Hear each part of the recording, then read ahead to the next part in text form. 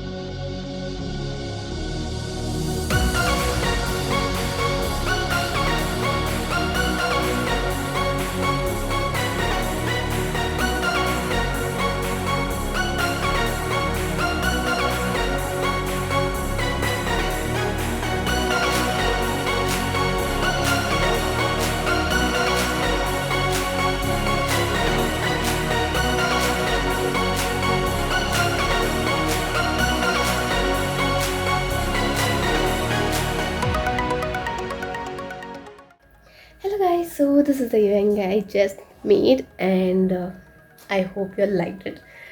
I too loved it. I'm wearing this after a long time. After it broke, I never even touched it. It was in my box for a long time. So yes, this is how it looks and I loved it. So you let me know your comments your opinions in the comment section below. I'll see you all in the next video. Bye bye.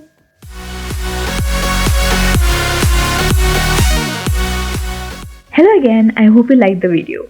If yes, then do give a thumbs up. And also, if you are new to the channel, do click on the red subscribe button below and also hit the bell icon so that you get to know whenever I upload new videos. Thank you for watching and I'll see you in the next video. Bye.